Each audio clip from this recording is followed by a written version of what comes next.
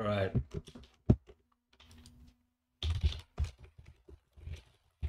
All right. So, yeah, getting some insights here from the tech team. But yeah, that's fine. So I'm ready to go. I hope you're with me and weren't too bored watching me for 2 minutes staring at my phone. All right, let's go. Let's just jump into the first hand. Ace 3 of hearts. Again, we got to figure out first what the situation is to really talk about it, because that's yeah, massive difference every time.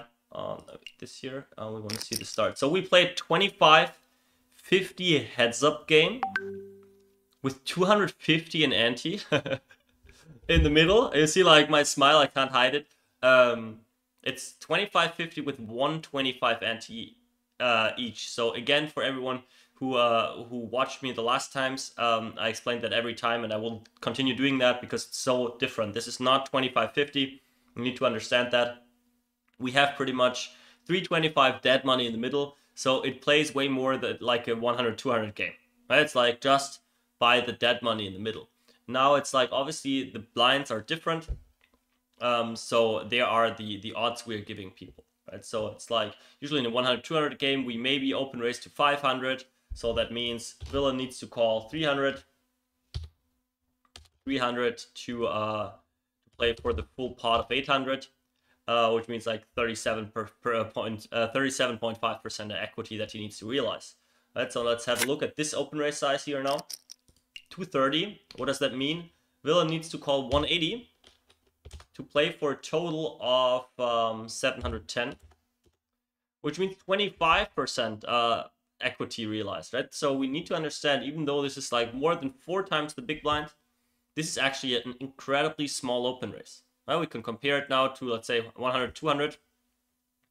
If someone makes it 400, right, the min raise, that would force the big blind to call 200 to play for a total of 800.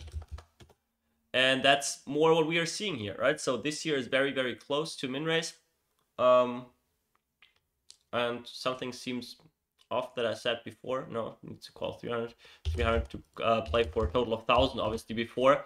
So it's like 30%, not 37.5. It's some wrong math here on the side, but never mind, right? So odds are different, and this year is very close to a min raise in like a heads up situation that probably most of us know without ante. This is very big ante, so this year is actually a very small open raise. Forces villain to defend any suited hand, offsuit, like something as weak as like queen 4 offsuit, definitely. And now we're seeing a 3-bet, right? So now the money put into the middle compared to the ante gets way bigger. So the ante is not the biggest factor anymore. It just shifts a little the pot odds. So I think the sizing is fine. Yeah, they play like still a very, very deep pot. So in position needs to call lots of speculative suited hands. I think something like 9-10 offsuit cannot really fold. So yeah, just thinking about that, having that positional advantage. When he calls, there's a stack to pot ratio of like 10. So that's a lot, right? That's not a spot where you can just stack off all your overpairs and so on. So having position here is very, very powerful. So let's have a look. Get the call, this board. And I think the standard is this obviously hits the 3-better very, very well. High cards are good for him. All the pocket pairs miss. Speculative like suited hands, like 7-9 suited, like a 5-7 suited, they all miss. So I expect high frequency, small c-bet. And this is what we see here.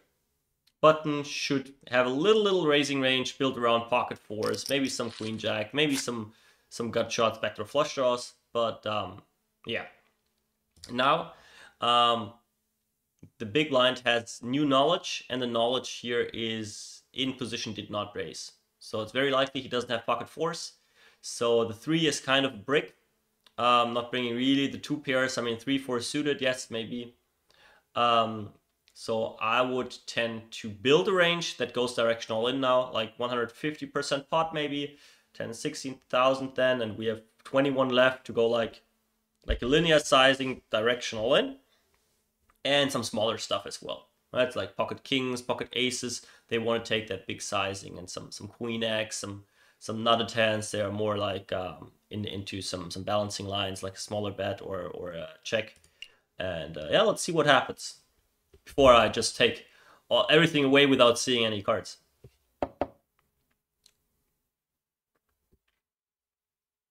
So we see check. This can be anything. This can be a give up. This can be an ace king and so on. And now we see a big bet, 3/4 pot. I think good bet size here. By in position, a small bet does not really make a lot of sense. You don't need a, like, usually small bets are just to fold out some weakish part that still has equity, right? If the big blind decided to 3-bet 10-7 of spades here and went for the c-bet, we don't need to fold that out, right? When we have a queen or a jack or whatever, like, no. So a big bet and a checking strategy seems good from Herb 399 here. And obviously this can be like king queen, ace queen, and lots of draws, like stuff like that. Call. Can still be anything. Can be the queen x of diamonds, can be the jack x of diamonds, can be an ace x of diamonds, even though some of them prefer betting. And obviously both of them can have flushes. So the blocker plays a big role. And I think there are two sizings here now. I don't expect donks, or there shouldn't be any. And in position can now represent the nut flush. Just jam 2 times pot. Why not, right? It will be there. And we'll have a different sizing where he can value bet something like queen jack, or maybe as thin as like ace of diamonds queen, something like that, king of diamonds queen, with like a moderate like 50 to 80% sizing. And yeah, like a beautiful bluff would obviously be something like ace of diamonds 10. Yeah, let's see.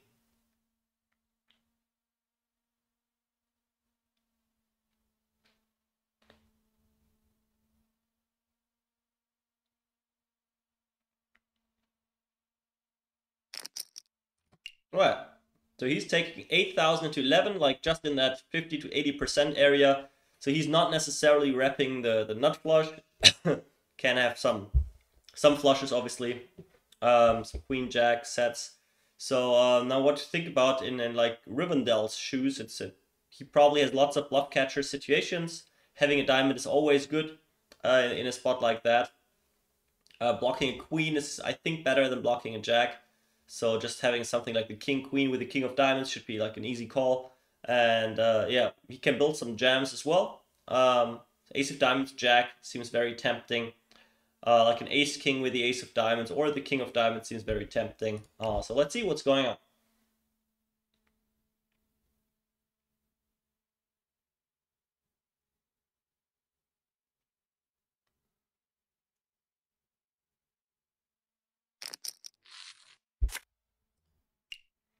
All right, so now I see I have seen ace 3 of hearts.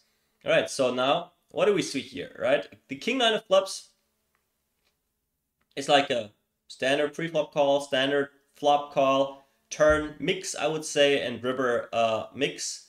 But yeah, maybe maybe the sizing is like, is in position really going that thinly? The ace 3 seems like a super random catch. Is the ace of hearts a good card? I doubt it.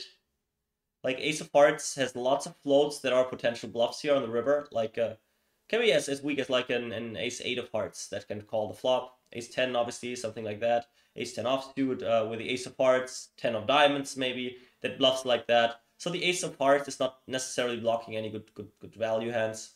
The 3, I would say, is an irrelevant card.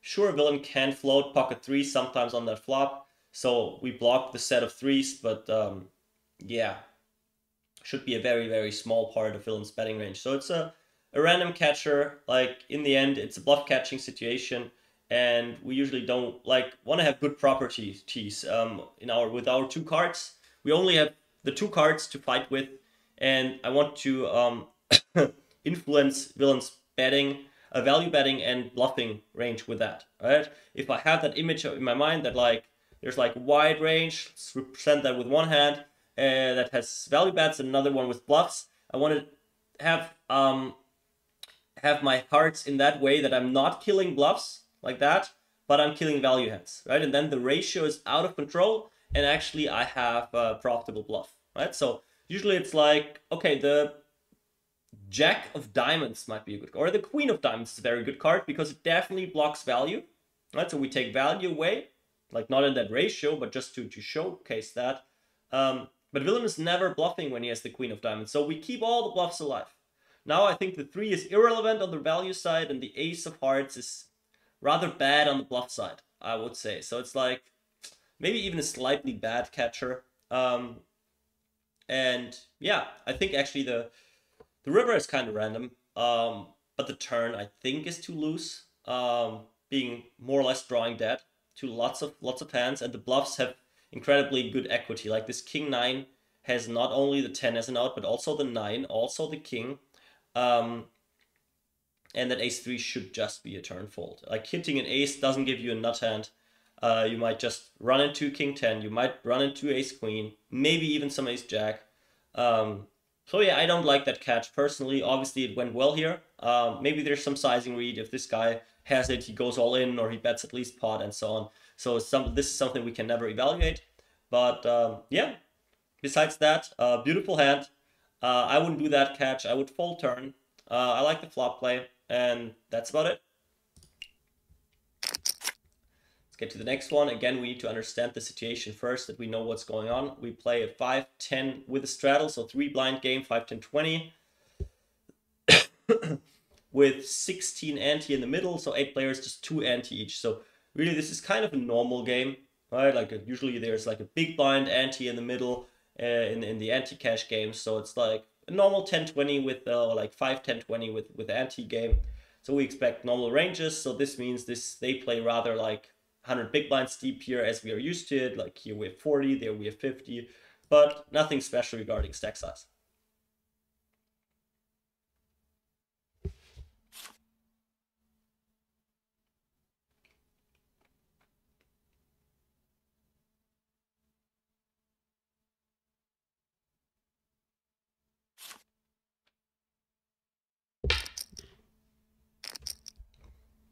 Now this seems like a big open race here now. 67 is like, yeah, over 3x in kind of a normal game. Like what I would do here in position is really, with 4 people left to act, I would play 3-bet only against that sizing. I play like a tighter range, but then I play all of that aggressively, right? So just to pick up that dead money and keep my range together. Right now, the guy behind usually knows we don't have aces, we don't have kings, we don't have queens. Obviously, we could trap sometimes and try to balance that, but that's very, very tough. So usually we just have pocket 7s, pocket 8s, pocket 9s, and some ace queen offsuit and some king jack suited. And people can discount a lot, and then they can squeeze and so on. So I prefer that, to keep it together and play 3-bet. A small 3-bet is fine because we're not just playing against this guy, but also against the 4 people behind that might all might have top 3, top 5%. And yeah, but this is how games are played. People want to see flops. Now we see a 3-way flop, and there shouldn't be much more beautiful boards than this one for the cutoff with that overflat, right? So like 6, 7, 8, I guess, would be the one where against a player I know who is kind of face up, I'm just check folding aces. It's like he just has 8, 7, 6s so often that he can put in all those bluffs, and my bluff catches are still not profitable. So definitely range check for this guy. Every penny invested now into those 2 cold call ranges is too much. If he has the nuts, you also want to check and let them bluff and let them value bet weak worse stuff and so on. It's just not his board.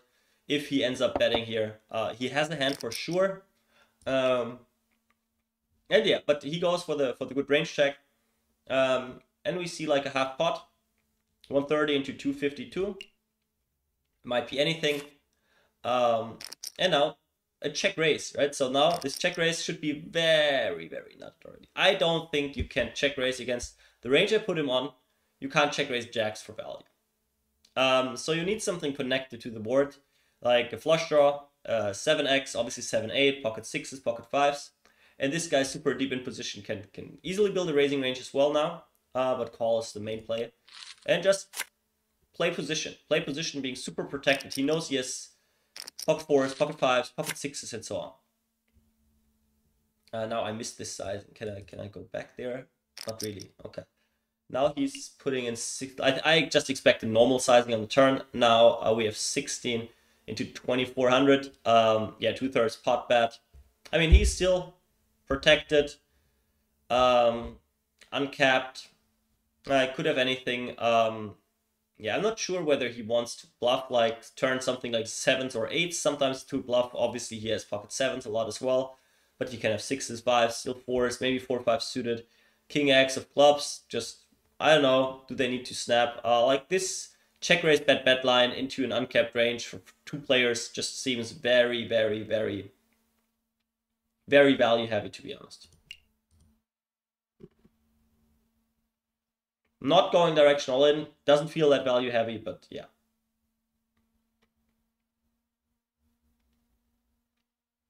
Maybe people are way looser than I expect. And we don't see the hand. I want to see the hand. No, here. Okay, this is just a... Okay, this is just a bullshit bingo game. I mean, this ace-9 of hearts is just running into all kinds of nuts. This ace-5, like so... This open raise, okay. I don't like the sizing. His flat is beyond ridiculous. This is the clearest fold of all times. This jack-10 off overcall is actually very bad also.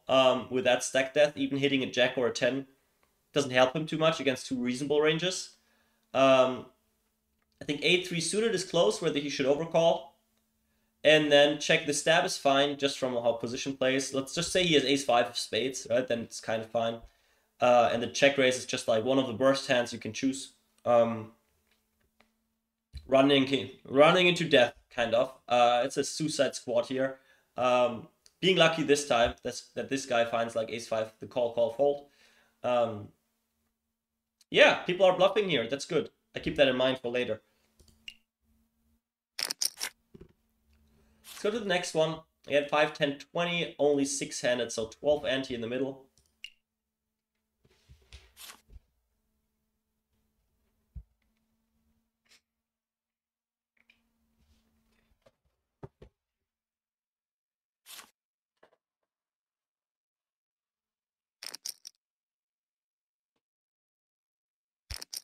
So we see an open raise from the, I call it mini blind.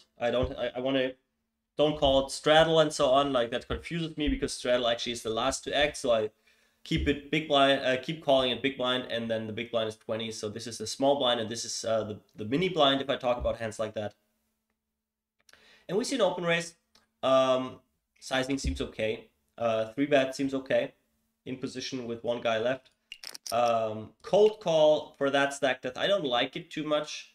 It's not deep enough for me. The problem, again, you're splitting your range. You want to 4-bet aces. So what is this? Like jacks, 10s, 9s, ace, queen suited? Or again, we find people with ace-5 off. I cannot guarantee that. But yeah, the problem is that you act very, very face up. And against good players, you won't get any money on those jack 10-9 boards. And you won't win the hand a single time on something like, I don't know, ace deuce deuce, deuce deuce. I mean, deuce deuce deuce is fine, but like any king high board, and yeah, you are just in trouble.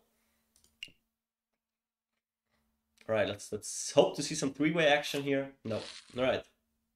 So we have a 3-better and a cold caller, right? So I've actually for my students, one of the first sessions when we see a spot like that, it's like the best thing is just to put them on 10s and jacks and ace queen and play against those hands. Don't try to put them on a range because they are different player types. Some player types always have the mentioned hands, and some people are just super random and have pocket 5s here or like ace-5 offsuit. Who knows, right? So that said, pocket 10s make a set. Ace queen continues, jacks continues. So I would actually like checking a lot here. Just putting him on a couple of hands. And then see what he does to then play a delayed game tree, right? So it's like really, if he starts betting, okay, it's maybe ace queen or 10s, but not jacks.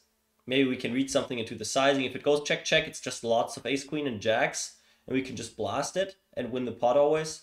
Let's see. This kind of big c-bet, 3/4 c-bet into a strong range. He needs to have something, or this is just, again, another suicide squad. Turn deuce.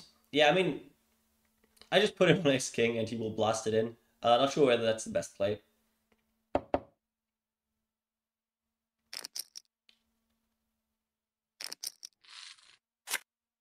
Check call turn, like a small, big bet on the flop, then a check call against a smallish bet. And now, wow, a non-all-in bet that should, like, I mean, third pot in position, that should not really exist. I don't know what that should be. It smells like a king jack suited, to be honest, but yeah, let's see.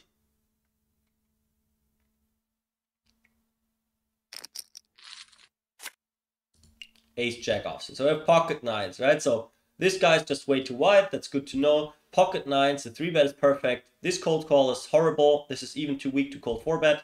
The pocket nines big c-bet is horrible as well. That should be a rather clear check. Or if you think about a real range here, you can put out a small range bet if you want. And then, okay, you just put villain on ace jack, ace queen with that.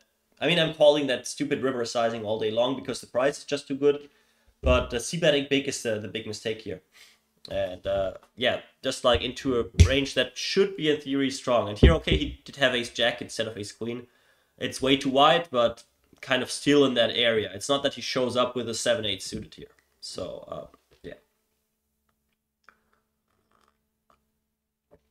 All right, so sorry for, I need to take some breaks between talking. Just drink a little something. This here.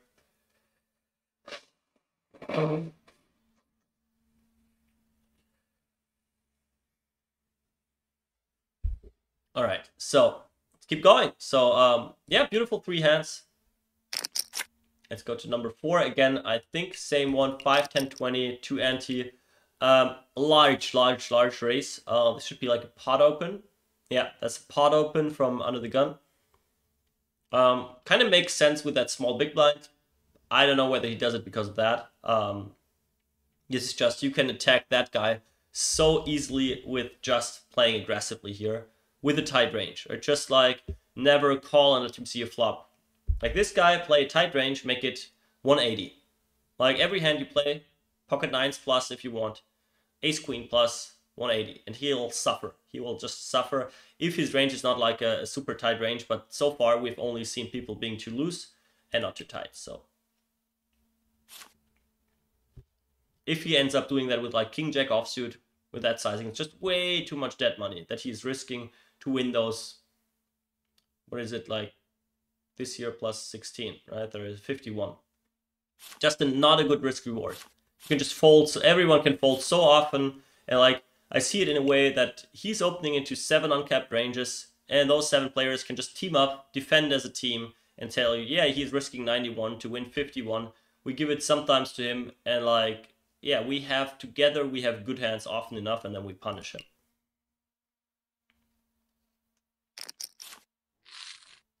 Right, so we have the, I will call it small blind calling here now. 100 BB stack again. I'm not really building a calling range there against a pot open, but sure, should hit that board pretty good. So just him calling means in the end, I'm not strong enough to 3-bet. In that position, maybe some people are not 3-betting ace-king, but definitely kings and aces. So it's like jacks, 10s, 9s, 8s, king-queen, ace-queen, ace-jack suited, ace-10 suited. If they want to play a reasonable range, if they are interested in all the offsuit combos as well, just because they want to play, it's a different story, but I talk about theory here.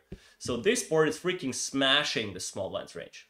Donking could make sense, but we're deep enough to just start with the check and go from there, because obviously this guy hits the board as well.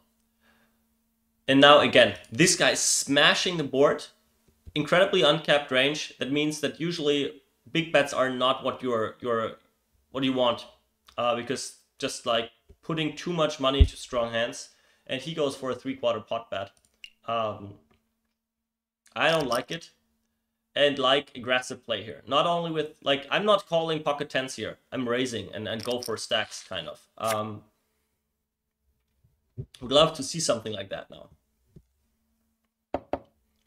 He, with a big c-bet, can obviously have queen 10 suited, but shouldn't have pocket tens. So actually, this is a very good card for I mean, it's an okay card for both, I think. Now check raise into check. Yeah, seems like he doesn't like the card, and river the boat. If people really have what they rep. Maybe it's half pot. This is suspicious. Again, the small sizings, when actually the only hand he that makes sense as value bet is a boat really, or is he check raising a jack on the flop, like a queen jack maybe is cool, jack 10 maybe, and now the raise. Oh, someone had pocket nines, it seems like, with a big c-bet. That all makes sense. I mean, his line makes sense. He obviously should go all in here instead of just like leaving this guy 500 bucks. And I'll probably be mind blown again. Yeah, okay, we see a set. Like, everyone just played his hand. So the pocket nines, this is not what I talked about in my intro here. What you've seen so often last time, where I said like, okay, this guy has only hands that connect very well with the sport. This guy didn't understand that, and he showed that with a big flop sizing. Big flop sizing in all kinds of nuts. And yeah, why did he bet big on the flop? Well, because he looked down at 2 pocket nines and had a set on a drawy board. This is his only reason why he bet big. Well, he was lucky enough to run into another set. And, well, good for him. Not good for him, but good for the small blind. With set under set, boat under board, not losing your full stack is freaking beyond ridiculous. Like, his river bet is ridiculous. His river non-jam is ridiculous. Like, there's no way if I have the pocket nines that I'm not getting your stack. Like, no freaking way. And yeah, he didn't want to have those 570 bucks. And yeah, good for Art, 27 easy. But yeah, I think his play was actually fine. The turn check is also fine. River, I don't like his sizing really, but that's okay. And he was just playing his cards face up. I'm strong on the flop on a drawy board. I bet big. Would be even better if he re-raised the flop. Probably he was scared of a straight, but yeah. Right, next one. And so a couple of more hands, right? We are half an hour in.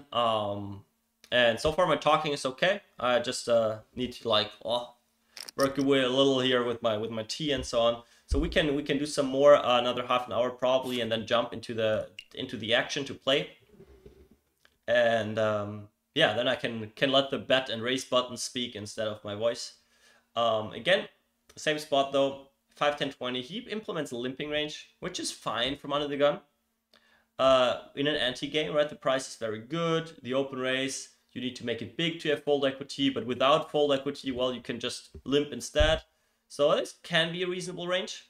This guy seems that he has posted, and this is now his action.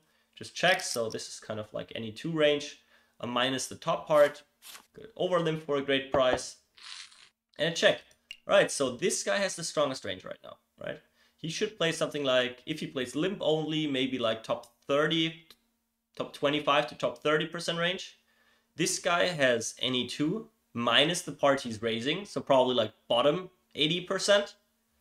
This guy is not raising, but he can flat a lot on the button, so maybe he has like bottom 40 to 50%. Those fold, and the big blind just checks, so he has probably like bottom 80% as well. King 3-3. Any one of those any 2 or bottom players can have a 3, obviously. Still the strongest player on average equity-wise, with like he can have a king, ace king, king queen, stuff like that, or just a random pair. Should be this guy. So I want to see very small bets by this guy. It can be less than quarter pot. Like he sits on 10-7 offsuit. He sits on 6-8 of spades. He sits on 9-4. Right? So it's like, this is the situation where you just want to take down the pot. So this guy should be the strongest, even though, especially the big blind and this any 2 guy here, the poster, they should have most of the 3x. Like once they enter the pot, they should use big sizings, right? Here, half pot 4-way, I consider a big sizing, that's fine. He has lots of 3x, and yeah.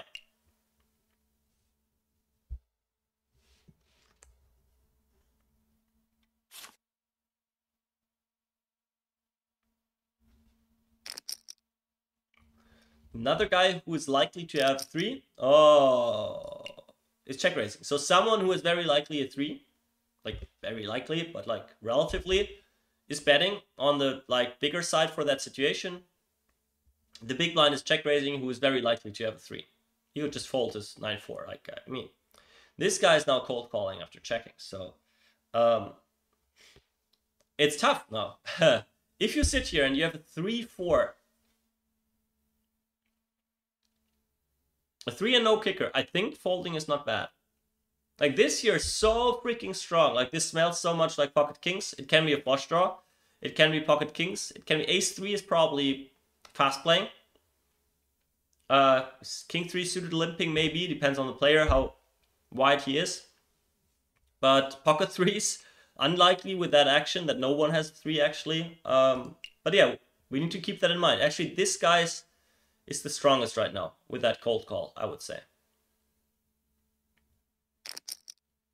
And now we see a re-raise. Wow. I'm out of here. If I have queen 3, I'm folding in the big blind.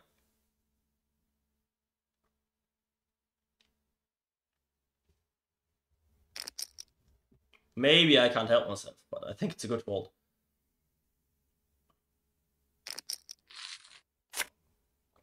And another call. All right. At some point, I would be scared in his shoes that if I have like ace 10 of hearts, that my flush, if I hit it, is not good. There might be a boat somewhere. Check around. Re-raise, now check back. Like, wow. Either a bluff or a super trap. Pot left, you can easily trap with boats. See a half pot bet. Only call, okay, not the jam. And he was just going. Oh, what a surprise. The pocket kings. Wasn't that the first hand I mentioned? Yeah, I think he didn't understand the board, right? It's like just a small bet, then having that action, and then you can replay it like a king X. Like call a little, and then in the end you can explode still. And there is a way that you play a bluffing range like that as well. And yeah, this guy, I think his flop raise is solid, is okay. Calling that re-raise after that cold call, I think is already a blunder or a mistake. And this guy, maybe he made a tough laydown, but like the re-raise and then like he tried to do something. And it was his first hand. Maybe he was really just like, do we see his hand actually? No, he made a good fold. Re-raise, check back turn, fold to river bet and call, right? Yeah, he was like playing the 3x versus 3x with the best kicker and just like hoping that this guy doesn't have a boat. He has any 3. The jack is one of the way better kickers, so re-raising I think makes actually sense after him cold calling again. Just being out of there. Strong check back on the turn and then like a disciplined laydown. So I actually like how he played it. And yeah. I think the flop overcall is wrong. And this pocket kings just so face up that you don't get more money from like this kind of cooler.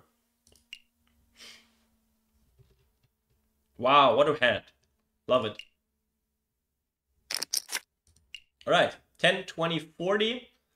We have 60, so it's like 10, 20, 40 with 10 ante in the middle. That's still kind of, I mean, it's a big ante game now.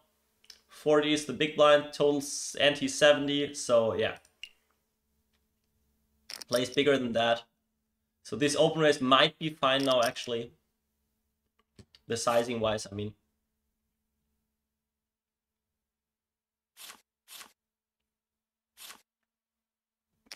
Now here, I love to see it attacking this year with a rather small 3-bet size, 3x, could be even smaller with aggression, and now obviously 4-bet. This is making a stand here.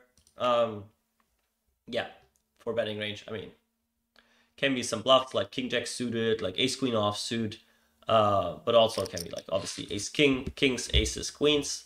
Jacks start to get close. And they're slightly deeper than like the games I usually play. So SPR is 3 here. Still very easy to put in like queens, kings, aces here without too much thought. I think here you want to use a slightly bigger size. There's lots of speculative hands. Like you might have 4, 5 suited, 5, 6 suited, like some 7s, 8s, 9s, 10s with a diamond, some ace, queen type of hands. So if you have queens, kings, aces without diamond, you want to size up slightly. And not go like quarter or so. He goes exactly this quarter pot bet. Yeah, can be a flush draw, can be nothing, can be aces with the diamond, can be pocket jacks. I doubt pocket jacks though in those positions. And now the 4 is a beautiful, beautiful, beautiful card for in position. If he has 4-5 suited, or he might even play ace-4 suited like that. It's both fine plays.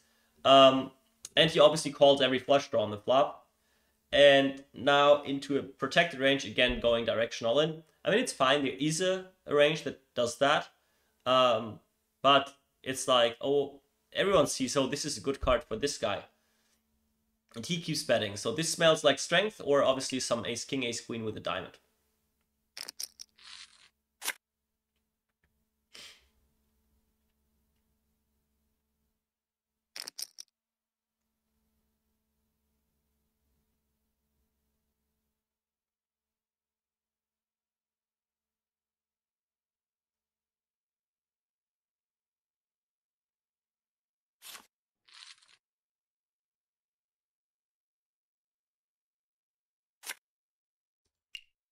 Okay.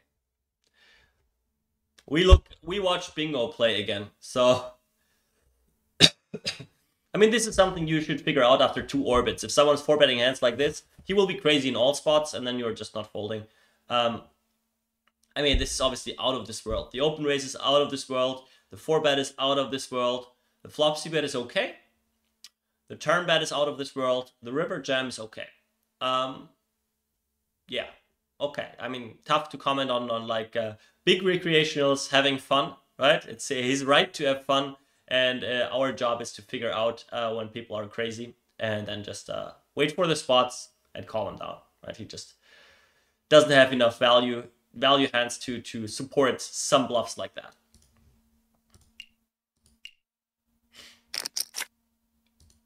Okay, I will drink a sip of tea. And we start running the hand. Again, same structure, 10, 20, 40 with a 10 ante. So 70 ante total in the middle. Kind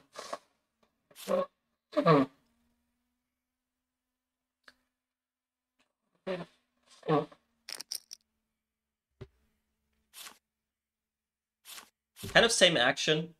Big open raise here, like pot open raise and 3x 3-bet. This is a little big 3-bet for the stacks they are playing, right? Before we had SBR3, so stack to pot ratio. Stack to pot ratio is what people have behind effectively divided by the pot size.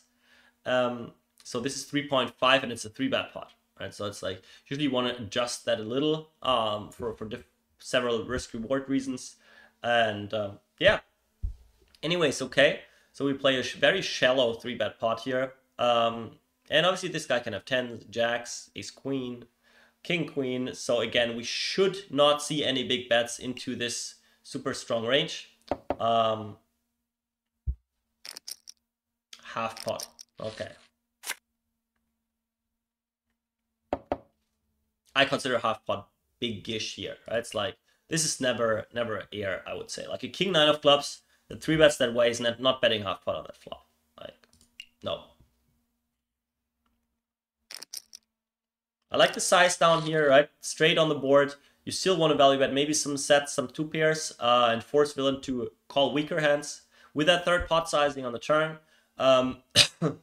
And yeah, now the question is, yeah, now okay, you added some boats, and I think it's close whether you can jam a queen here in that spot, because all those I mean, I think in position can jam any queen and boat, and it's just a very, very bad card for out of position, because what does he have? He shouldn't have ace king. Ace king should go in the middle pre-flop, and then he has like one combination of king jack suited left, the king jack of hearts that might play this way, and that's about it. So yeah, this sizing is interesting, but this seems to be a queen, and now he has the king jack offsuit. Right. Okay, so just someone way too loose here. He played it fine until the river, I would say. I think it's just a bad fold if you play it that way, but yeah. Yeah, king jack offsuit is just way too wide of appeal. Flop against half pot, your hand absolutely sucks as well. And you just get the miracle bing run out. This guy is just losing a lot here overall. Not this time, so good for him. But yeah, this hand in a 3-bet pot out of position, in those positions, just plays very, very poorly. if he 3-bets ace jack here, we can consider that a bluff, and you have a calling range dominated. So it's like, yeah, nice one. Sometimes you need to get lucky. All right, we raised the stakes, 25, 50, 100, total of 175, ante in the middle. No, this is the 170, 200, ante in the middle. So 25 each. Again, very, very big ante. And yeah, so this, again, let's do the math quickly. We have 375 in the middle. Let's transfer that in a non-ante game. So this is like a 125 to 50 game. Yeah, or it's like what would be, I'm bad with math right now, 70, 140, and like 140 ante would be the equivalent with like a normal ante structure. So just knowing that this is not really a 50-100 game, this is just bigger than that. When we look at the stack sizes, that this is not really 100 big blinds. Maybe it plays more like 70 big blinds. This year is not 24 big blinds, it plays more like 18 big blinds maybe, just making up random numbers. But I hope you get the point.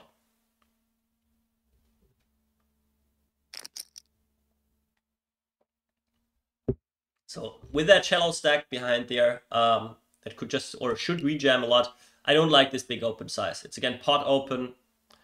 It's like 3.5x. Yeah, like, is it pot open? No, it's not. But yeah, it's just very big. Risking 340 here. 5 uncapped ranges left. Again, I wouldn't call too much here.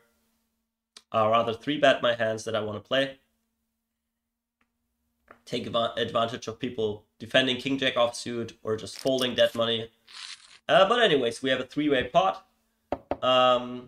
Still some SPR, right? It's like set like this stack maybe plays like 70 big blinds. Yeah, 3-way. I mean, he again can put him on like 6s, 7s, 8s, 9s, 10s, but who knows in this game, in these games, can be any offsuit Broadway as well. But still, in that spot, I have like a kind of a golden rule or like a thought process in multi-way pots, and I like to split things up. So here we are in a multi-way spot, and we are in position versus one player and out of position versus another player. So a sandwich situation where I try to find a trade-off for my incentives. Often incentives are the same against both players. Sometimes they are different. So now let's just imagine this FC max guy would be out of the hand. What would be our main strategy against the big blind? I guess like still a high frequency c-bet. So we would be betting often with like variable sizings. Small sizing is fine, medium sizing is fine, big sizing is fine. So this is our incentive against lovers.What. And cutoff versus, or no, hijack versus cutoff flat here. I think on that board I'm just almost checking range. So against him I want to check everything. Like, what are we doing now, right? Against one player we want to bet all the time. Against the other player we want to check all the time. And here's like, obviously check works against both. What I like doing is just to make use of the sandwich situation. What I mean with that is that this guy on the cutoff does not know what the big blind will be doing. So there's always that little risk of getting check raised. So what I like doing instead of checking a lot here is actually putting very small bets out there. Right? So if he has something like just a king jack offsuit, like is he going to float that? I mean, he would need to call it heads up for sure, but there's one player behind that might have it or just go crazy and so on. So actually this player helps me in that situation that I can use effectively those small bet sizes. And this is a spot where I would love doing that quite often, right? And what I would hate doing here is not betting like half pot, to be honest. Let's see. We see a big bet. Like this guy just has to say thank you when he has it. This is my board. You bet big. You probably have jacks and queens. And yeah, if he bets with like nothing here, it's just like those two people combined have it too often, I would say, if they play somewhat reasonable ranges pre-flop.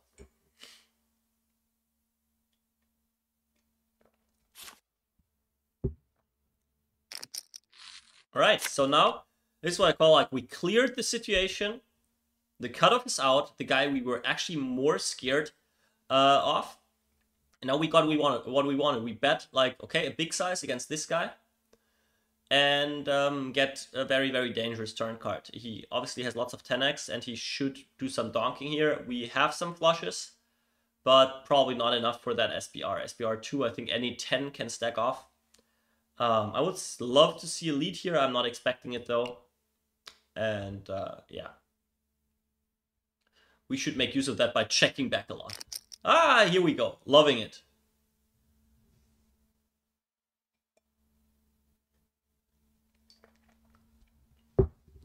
Now good luck sitting there with jacks, no club. And now slightly over pot left. Yeah. I'm jamming like pretty much any 10 here. This here is some bullshitting around. Seems like he has ace deuce, ace 4. No clue what he tries to rep. Some last hope bluff, some super nuts, who knows. I'm not trying to soul read here. Non all-in raise with that stack, that doesn't make any sense again. But I just don't find the bluffs. Like this big flop bet seems like, okay, value hand, jacks, queens, are they bluffing now against that sizing? With that sizing? No, definitely not. So yeah, I don't know. Just the super nuts against the turned nuts. Okay, so now again, we see what I talked about in the beginning. When we understand situations, we can understand how situations should play out in general. And then when people do something differently, we have seen it now 2 or 3 times today, that just means that they look at their hand and then they do something without thinking about the board. This guy has top pair, top kicker on a very dangerous board. This is why he bet big.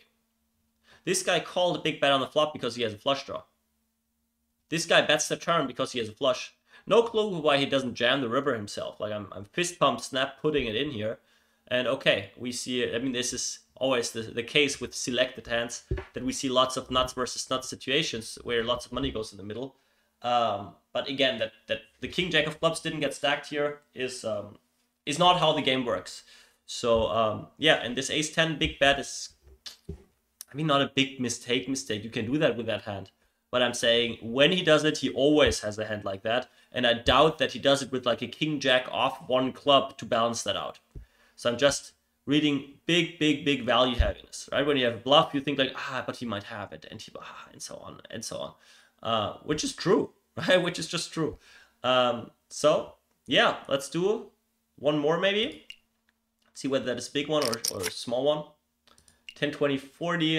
This time, no, still 10 ante. So you see like a normal sized open raise, less than 3x. And 1 caller, 2 caller. 2 callers. Okay. So now again, we just talked about multi-way situations. What is different here? Sorry.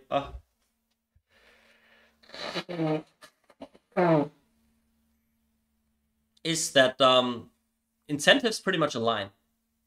And here's the case that both we are out of position. The open raiser is out of position against the hijack and the button, both. So 2 times almost the same situation, right? A board like this, 9-6 deuce, against the hijack should be a range check board. He has more 9s, more 6s, because this is just like a big part of his flatting range, while we have everything. This guy is a little wider, but still he has that very high frequency. So if it was under the gun versus button, we still prefer to check a lot. So, well, what's our answer? If you want to check against both players, well, now we probably don't start betting. So yeah, again, if he has pocket tens, he might start pot betting now, but no, I like that check. This guy has now that sandwich position. He's uncapped. He can have 9s, 6s, deuces, like everything that connects here with that board. I don't like this big bet. 300 and 455. This guy range checked. Under the gun might still have 6s, 9s, aces, kings with spade, nut flush draws, and so on.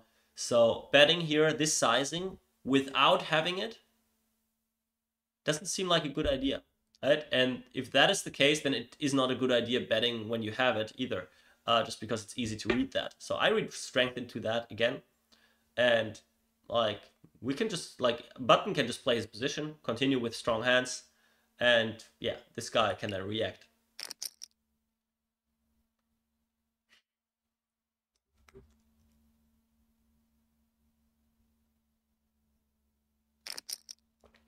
Okay, someone who is very strong here.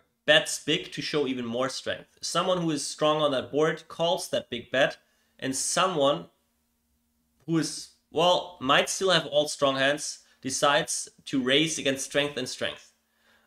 This sometimes just breaking it down as simple as that helps you to understand what's going on. Like, there's no way he's having like a real bluff. Like, sure, flush draw maybe, but not a real one.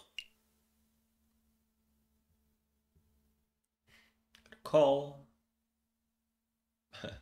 Love to see re-raise now. Here we go.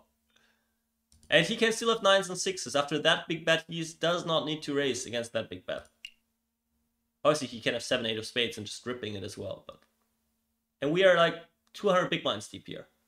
Maybe it plays more with the ante like 150. So he check raised folded, made probably bad check raise with something like jacks, queens, or even went for like a backdoor diamonds. Who knows?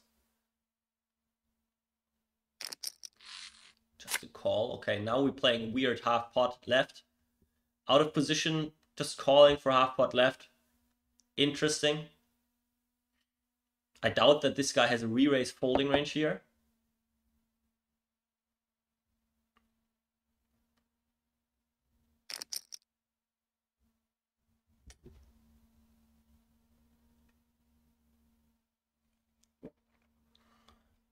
Fold. No, call.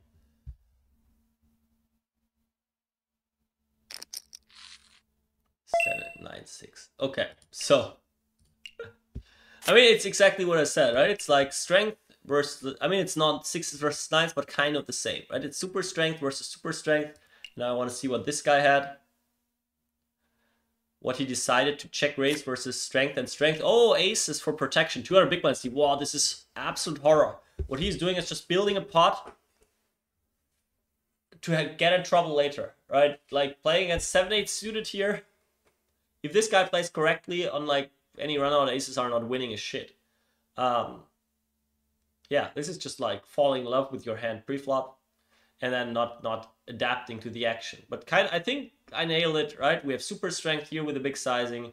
We have strong call here. We have, in his eyes, it's a super strong hand, even though in that situation, aces are not that good anymore, right? So it's more like he's probably not the strongest player, but I can see where he's coming from. Against strength and strength, he goes for the check raise. He has a call, easy, playing position. And this guy decides, okay, doesn't get better than that. If he runs into deuces, he runs into deuces, so let's go. And yeah, which was fine. And then this guy, I'm happy he found his fold with aces. But yeah, I think, again, size is just not really on point. Telling a lot about hand strength. Sorry, this year. Let's take this one more. So we got a 5-10 game. Someone is posting on the cutoff. Hijack, sorry. A very, very big raise. I mean, there's big ante in the middle again. Squeeze. Okay. Let's restart. I need to see the ante. It's a 5-10 games. 25. Pot is 200. So 175. 1, 2, 3, 5, 6, 7. What is that? 25 ante each. Okay. This is a very, very big ante. So here we should play a limping strategy. Like big limping strategy with some big raises. So actually this big open raise here is absolutely fine. Just thinking about odds. And just really understanding that those blinds here mean nothing. Like this 5 or 10. It's about the money in the middle, which is the 25 ante from each. Squeeze obviously can be anything still. Okay, like this. Overcall with that stack death. Now calling. Okay. Very wild. Very, very weird. Now we have like slightly over pot left. I mean, this is not an interesting hand, whatever happens. Check, check. This seems so nutted. Like, which hand is not like, wow. Let's just watch the action. Let's watch playoffs, and then we play ourselves.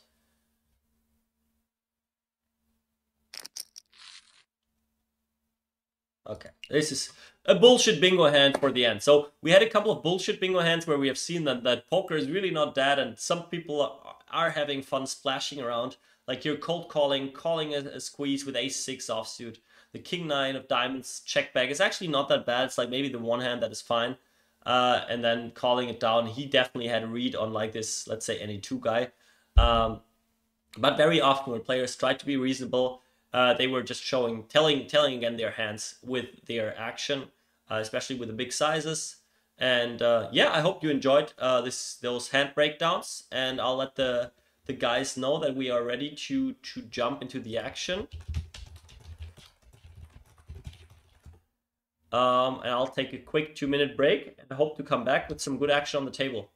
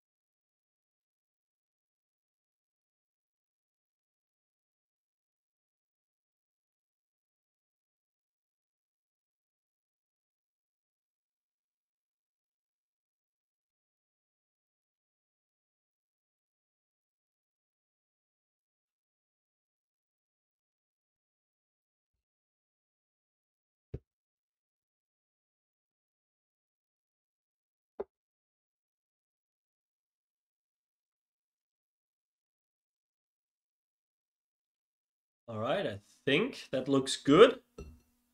Just need some players to play with me.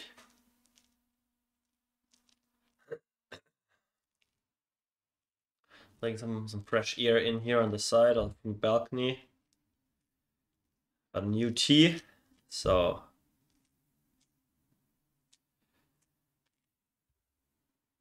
I'm really sick today. So it's your chance to crush me on the table. I don't know whether my brain is working. I got some extra soul food, not soul food, but like some healthy food actually.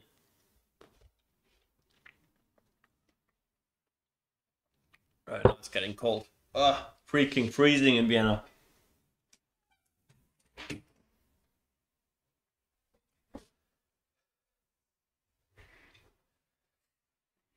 All right, ready to go?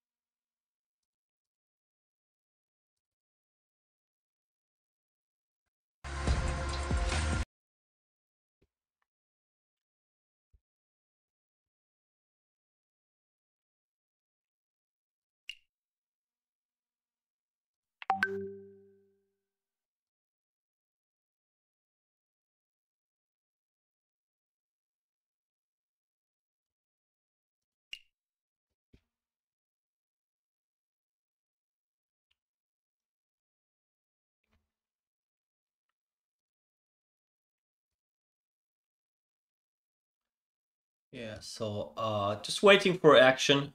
Today talking a little less than last times where I just talked a little about hands. But yeah, just yeah, we're not feeling that great. So rather jump on the table, give me some action there. I'm happy to click buttons.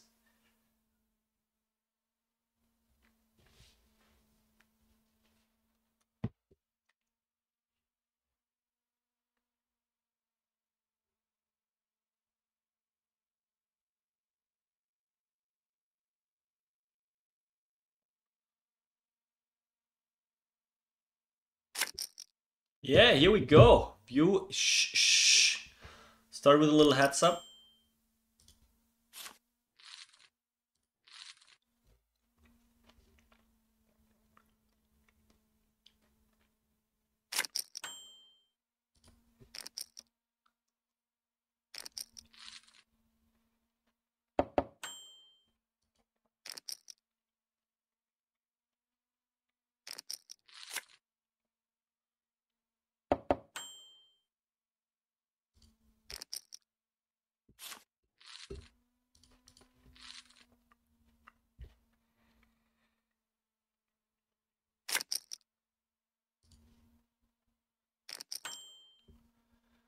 Right.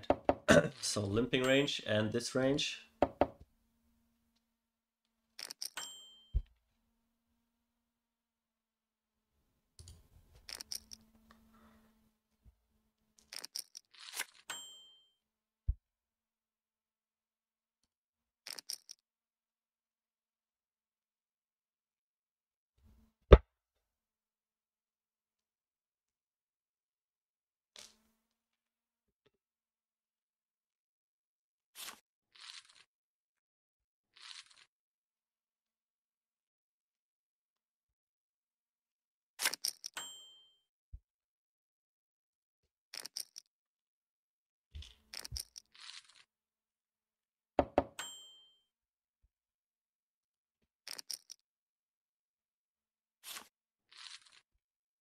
Crushing the flops.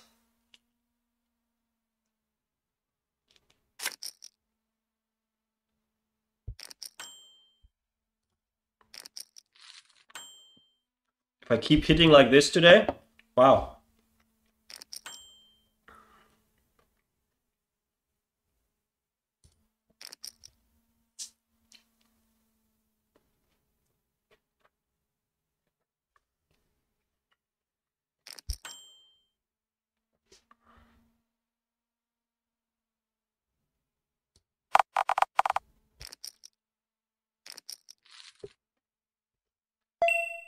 Okay.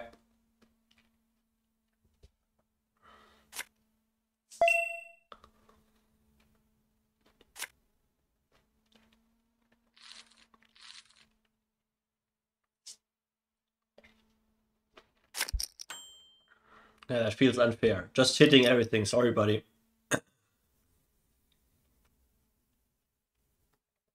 Didn't realize it for a second that I win this one.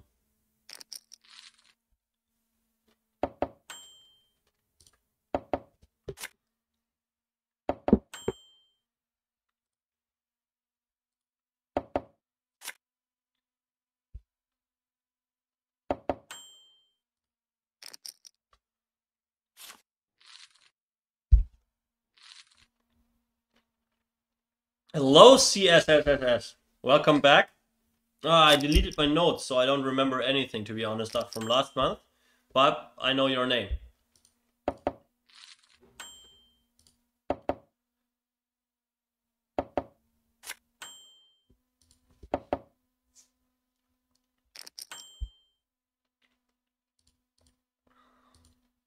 Here we go, 500. I love it. Good job, guys. Good job.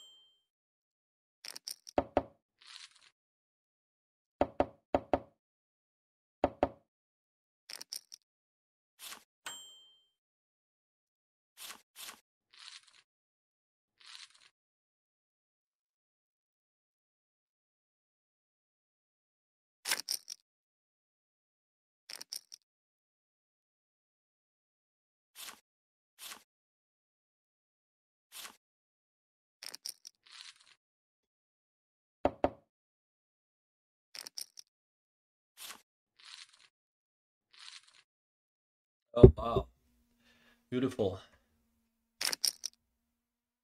And we are six-handed, loving it. What is that? That is a freaking cool avatar. Uh,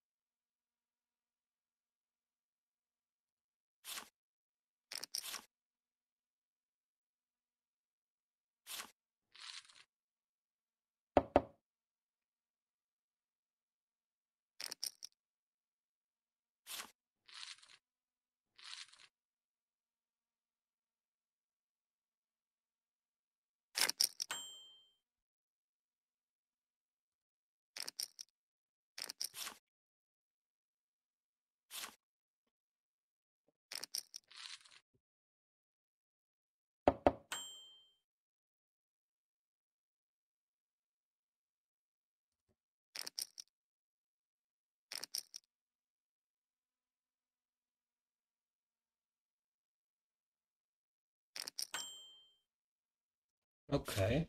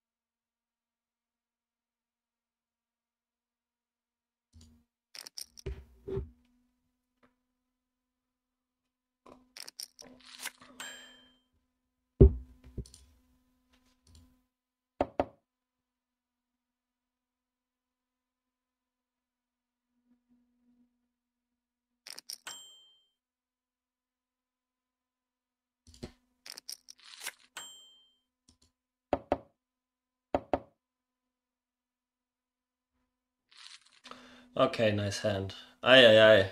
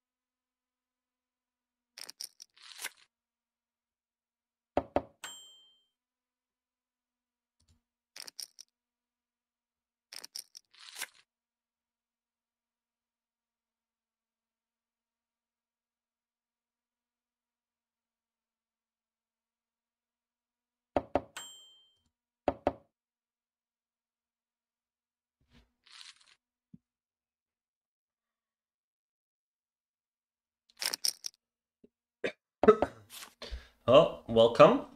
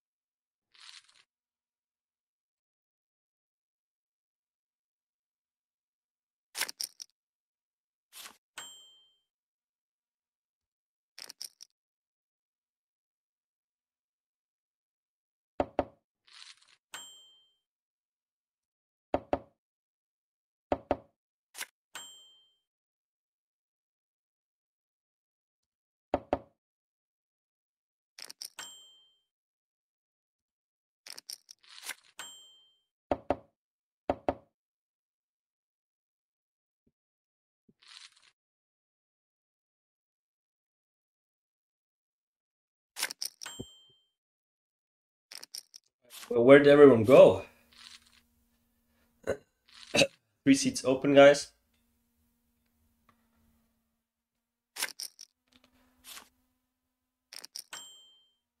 Here we go, CSSS back.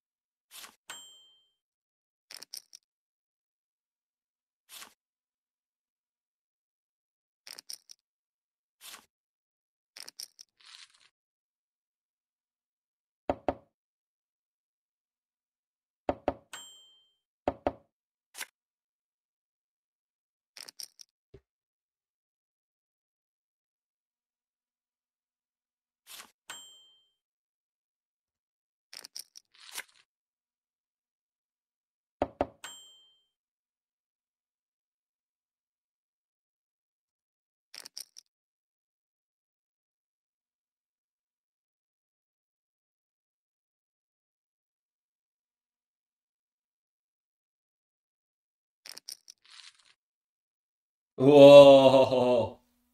I thought I go for value, sir. Ace jack nuts. Ah, yeah.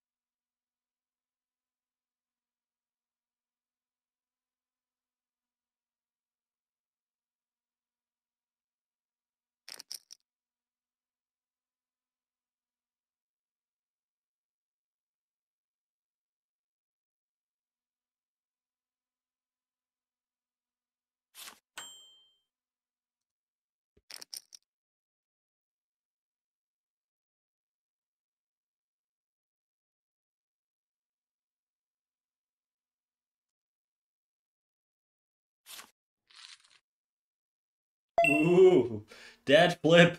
Good luck. Oh. No, no insurance. Gamble, gamble. Here we go.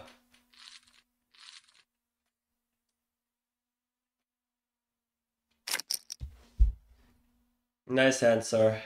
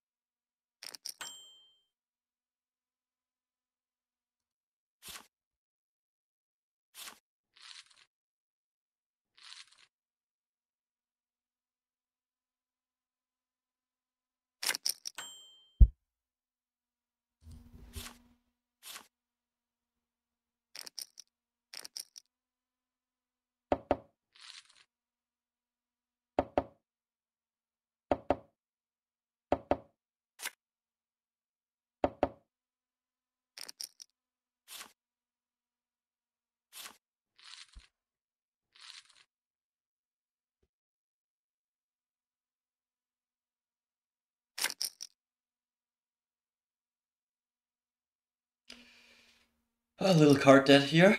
Still looking for some action. One seat open. You guys are splashing around a little. I like it, but yeah, lost that little flip against my buddy Jerry here. But yeah.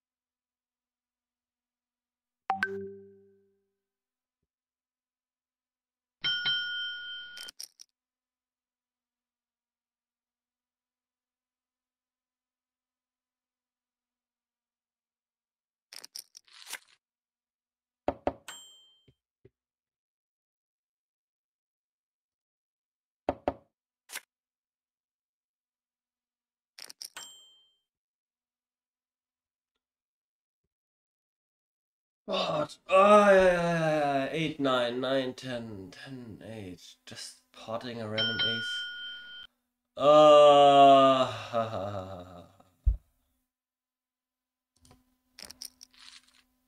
A7. Just. Oh, yeah. Nice hand. I shouldn't bluff catch. Oh, not running good this first hour. Nice hand. I mean.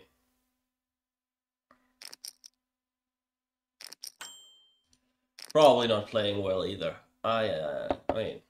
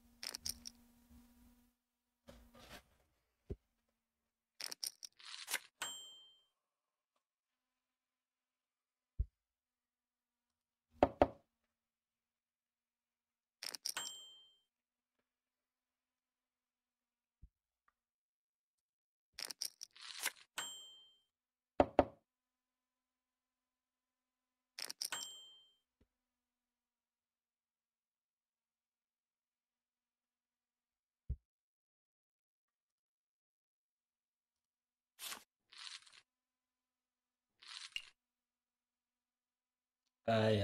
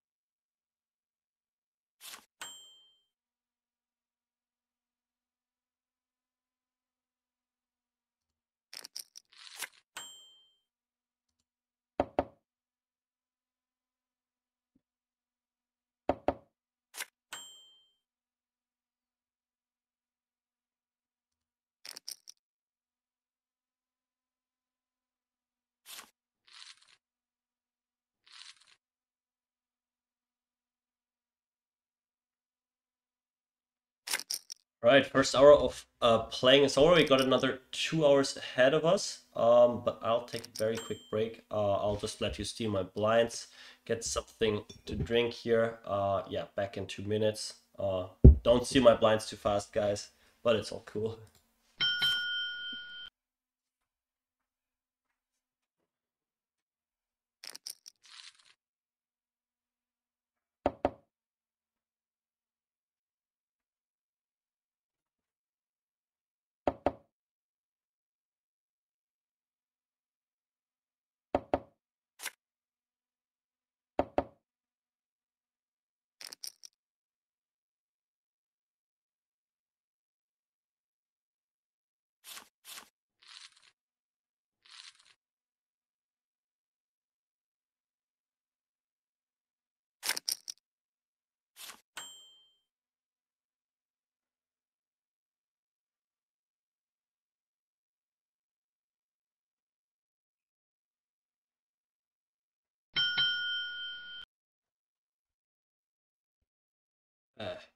This one I can play.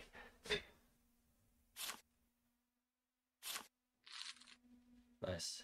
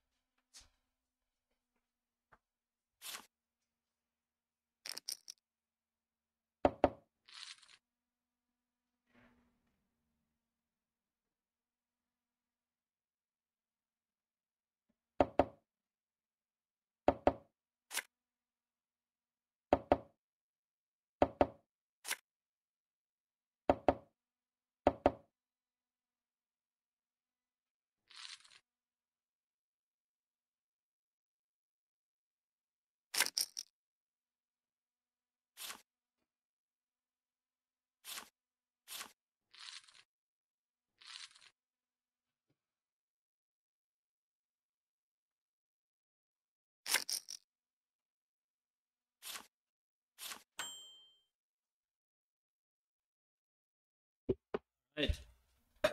Back again.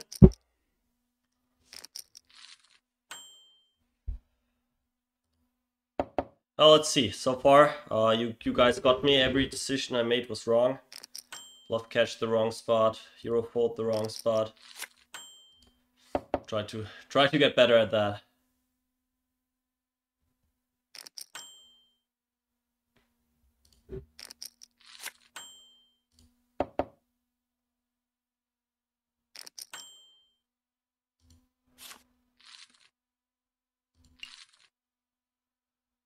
Sixes? What is going on here?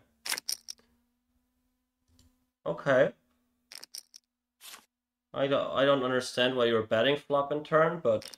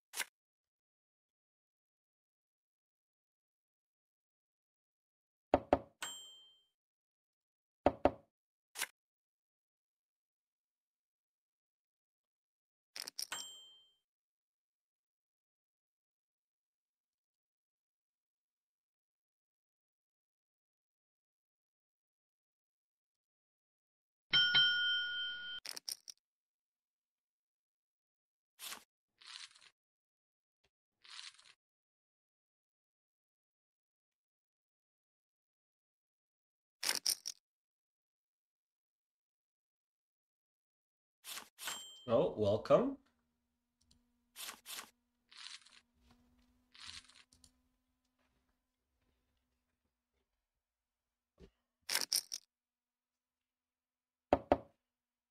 And one more, finally full table again. I love it.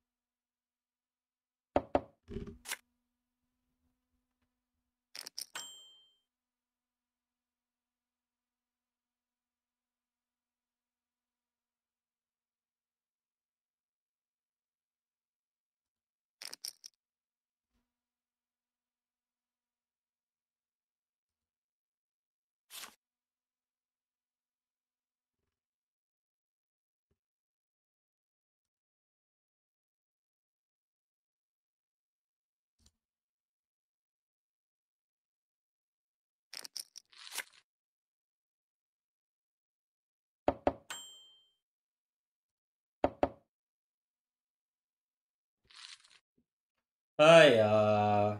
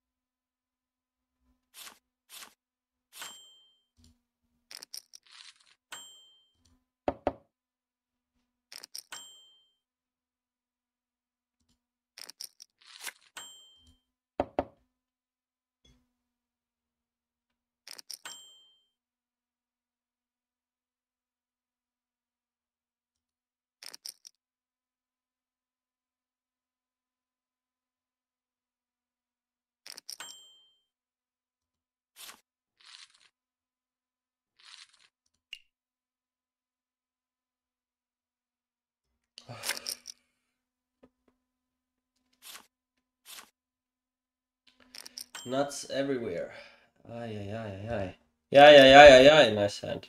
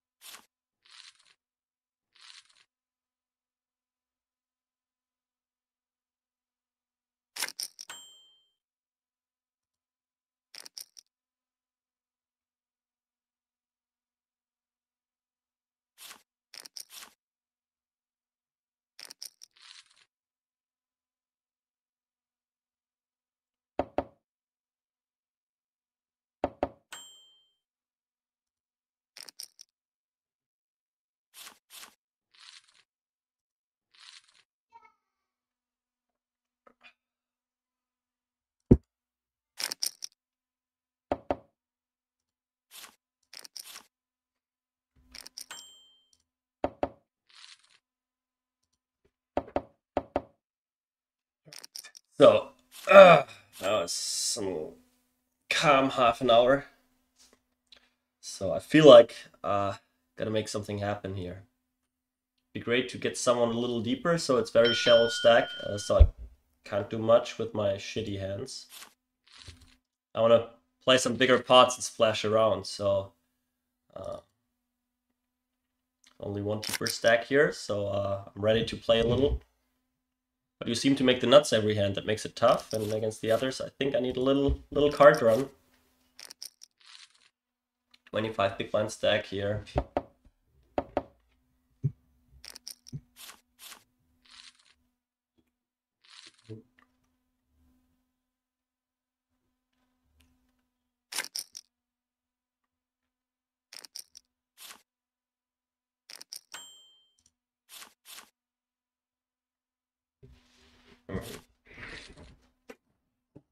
Try that little trick here, get some fresh air in here.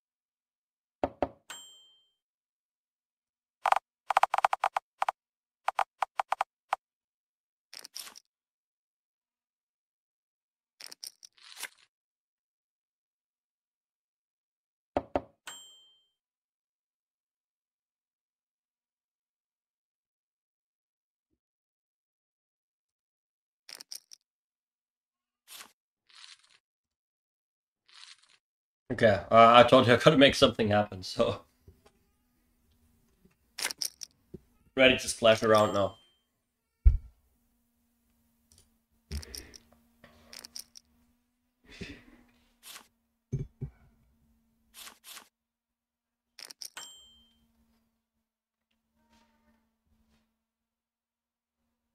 Nope, not this one.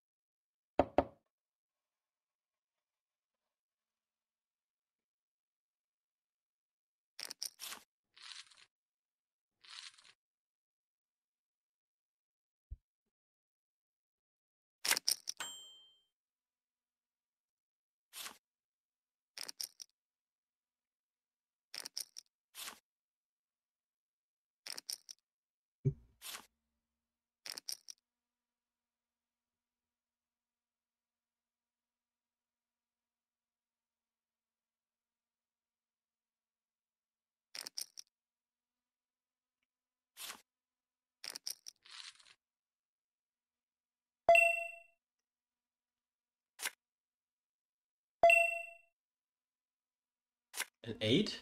Ah, an 8 would be fun for the 5 high.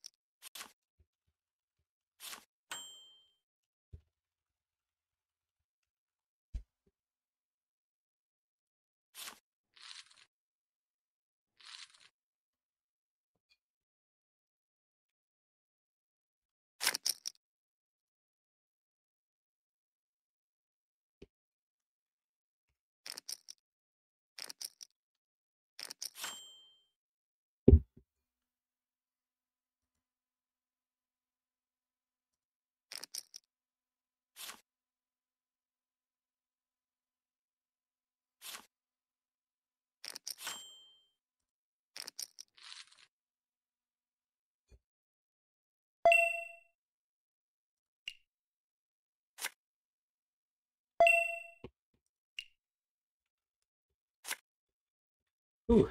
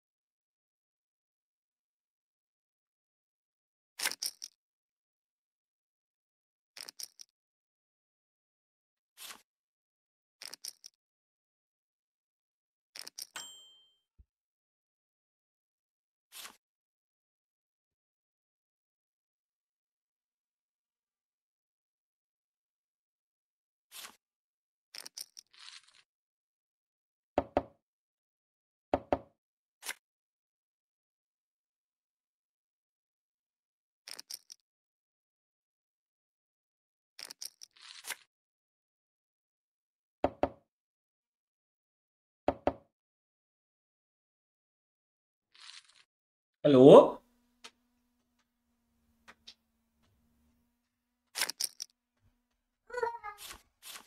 Hallo, wow. Ja, die Mama bringt einen Tee, ja. Mal. A little help here. You have in this one hand, okay? Winkst du? Ja. Okay. Good fold. Papa. Willst du mal dahin? Dahin winken? Ja? Hello? Hello? Another fold. Ja. Papa. Ja, Papa. Bad luck. Nur schlechte Karten. Kalte Hände. Kopf. Okay, gehst du mit der Mama wieder spielen? Hast du Lust zu spielen? Vielleicht im Kinderzimmer oder im Wohnzimmer. Schwaps. Danke für den Tee. Papa. Ah.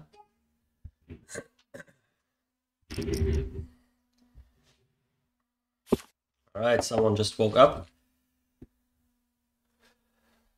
from his afternoon nap. It's 3:50 here, so it was a long one today. What's going on here? 160.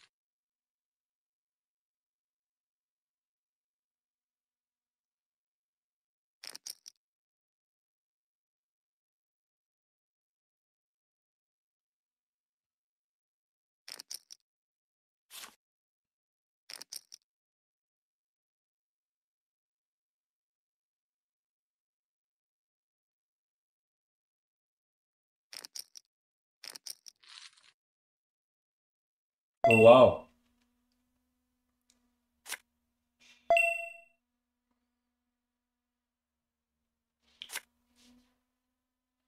Solid cooler.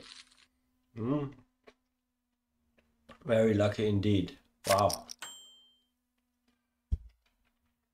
What a beautiful spot to be in with pocket threes.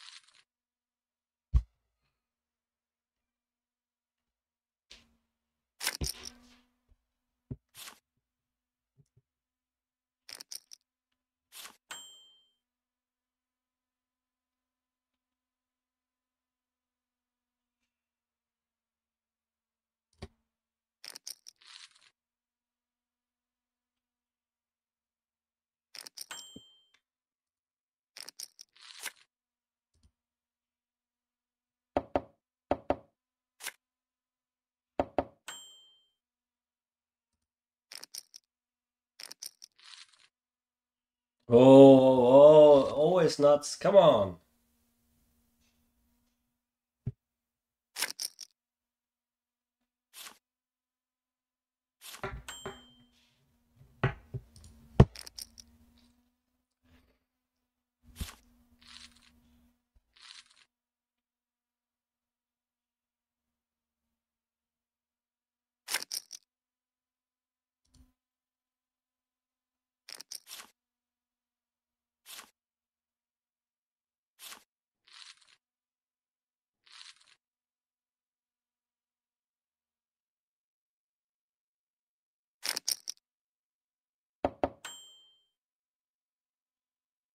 Oh, hello, Mr. Tom Dwan.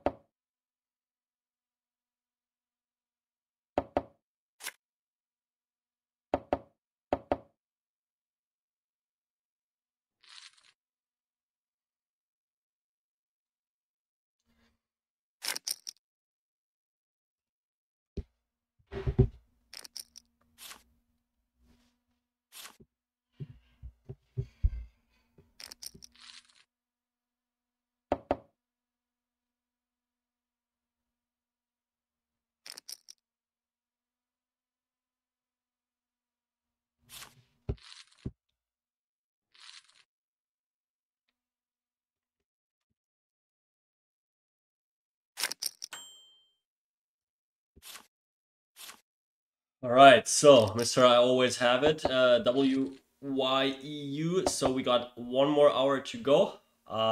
Let's try to play some deep stack poker. Hopefully you don't have the nuts every single time from now on.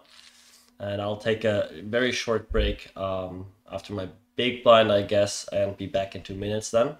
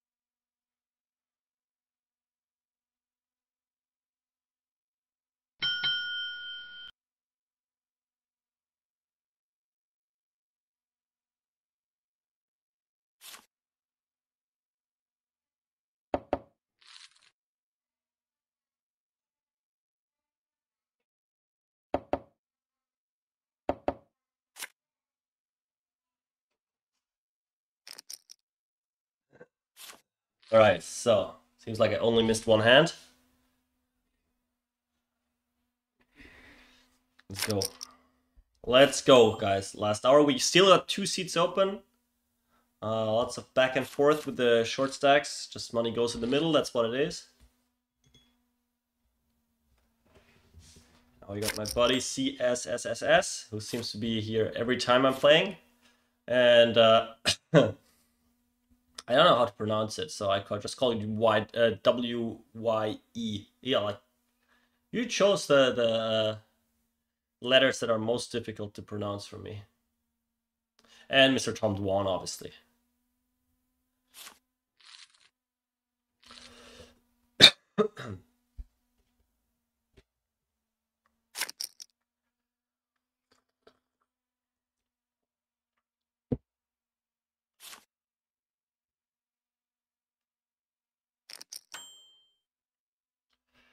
Raise, gonna call.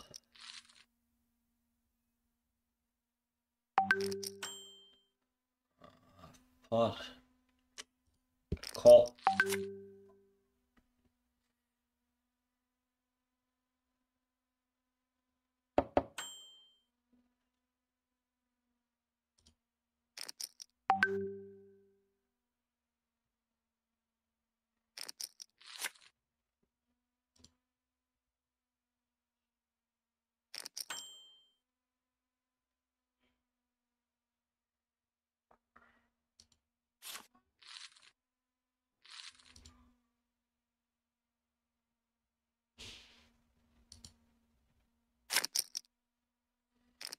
What was that?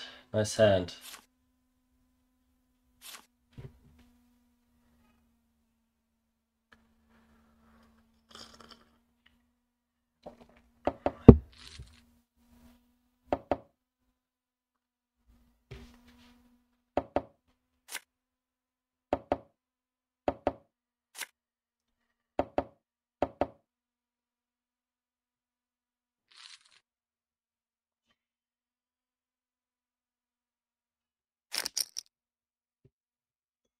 So, you're back.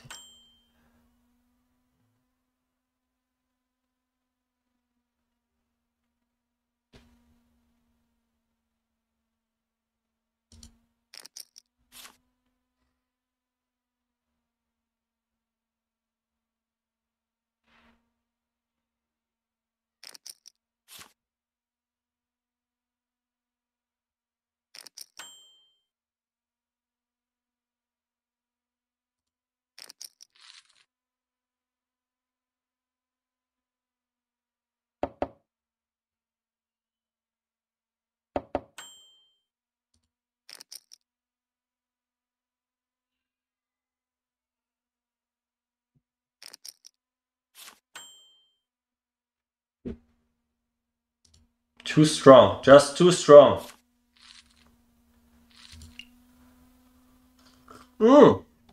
Just top set. What the fuck? I call you out 3 minutes ago for having the nuts all the time, and you just have the super nuts in the next squeezed pot. Loving it. Oh, this is tough to play against. Really tough to play against.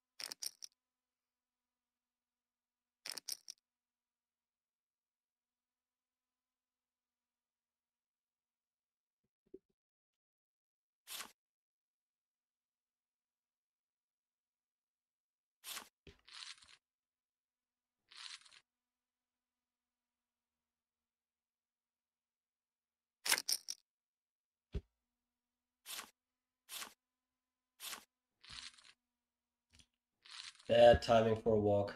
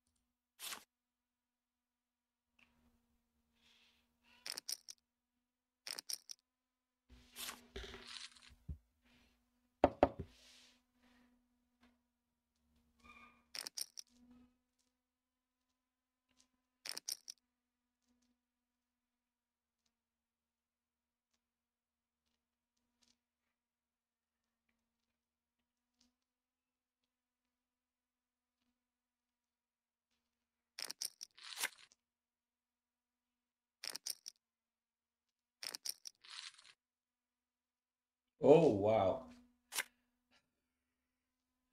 Mr. Always Nuts, just the next top set. This is a life. This is a life.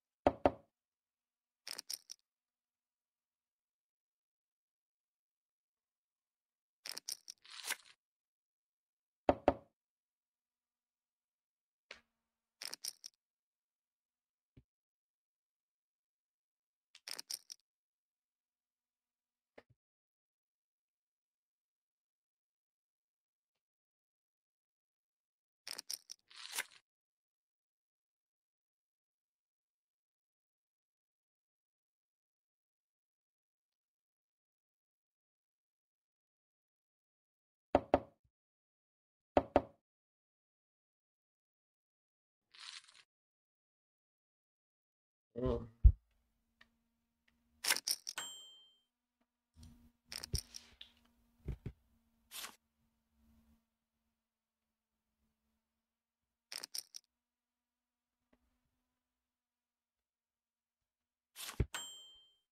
All right, let's play a potential big one.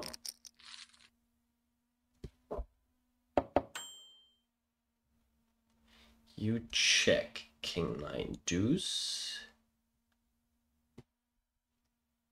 I also check.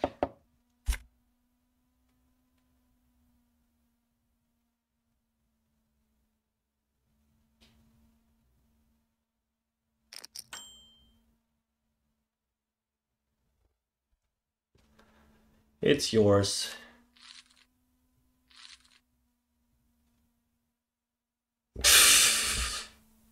I need to put you on top set every single hand. Wow. I mean, I had nothing. It made it easy, but this is wild.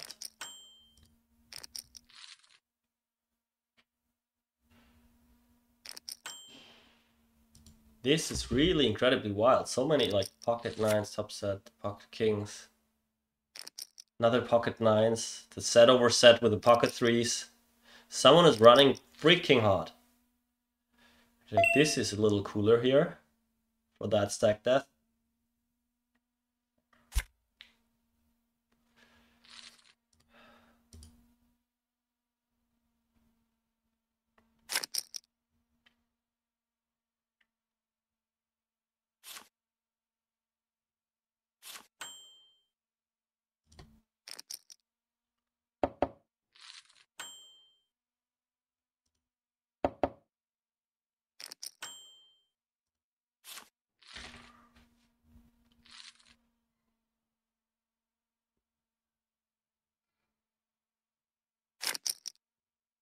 I'm back in 1 second.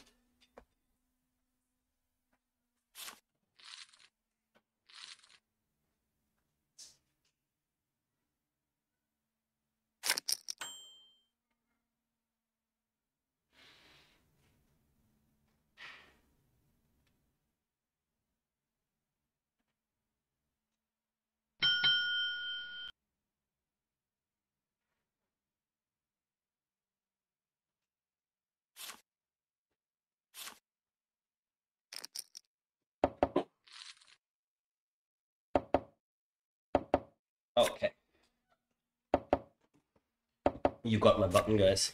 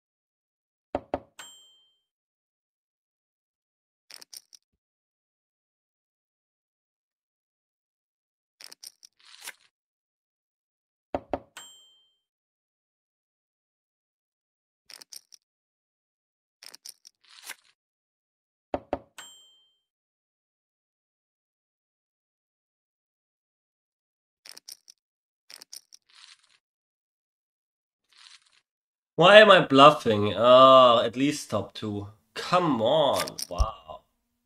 How is this? This is not beatable. Oh, sir, this is insane.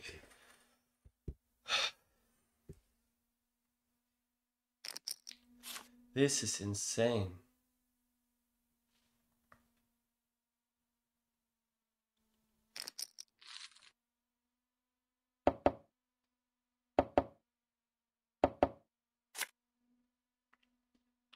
Well, I haven't had someone in a long time in such a session just making nuts over nuts over nuts over nuts. I mean, I've seen you at 2-pair versus that straight as well, but still, just always having good hands. Not folding either.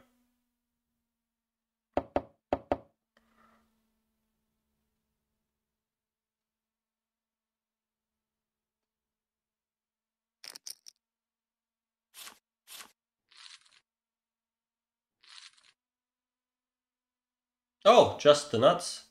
What the fuck?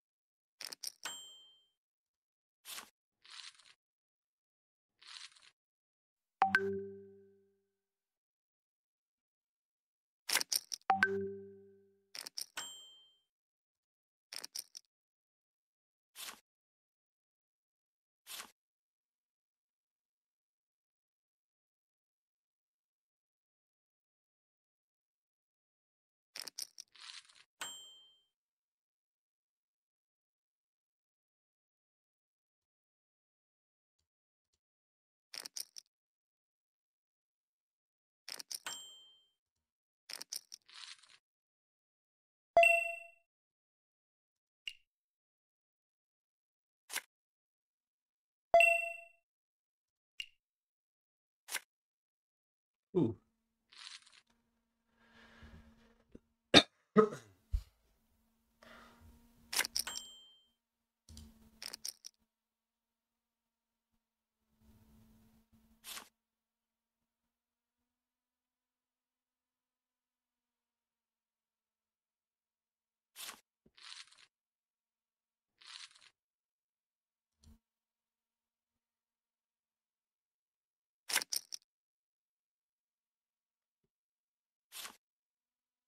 Right, let's play some little 650 big blind each pots.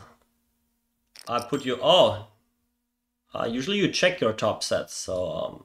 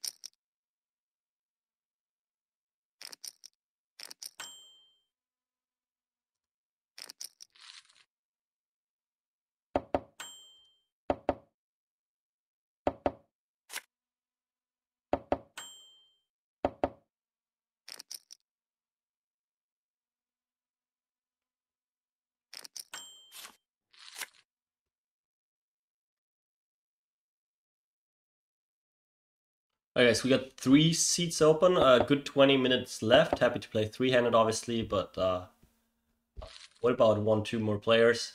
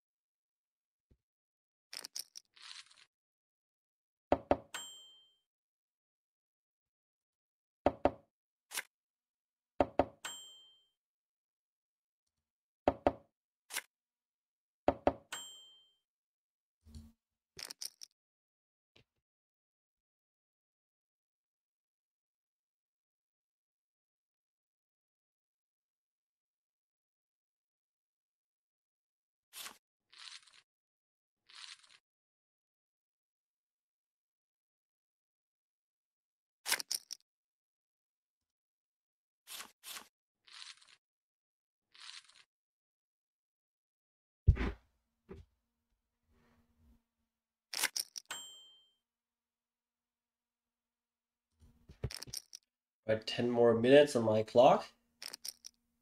Let's play some more nice pots. Seems like no one else wants to join. Well, that's fine. Oh.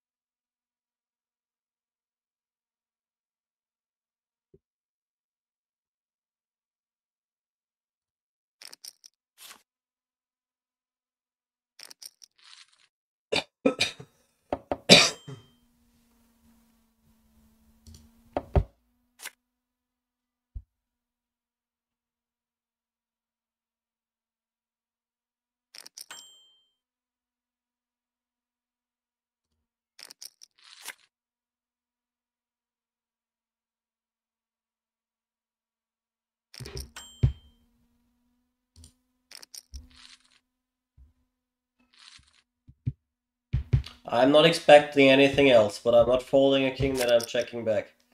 The next two pair. This man is on freaking fire.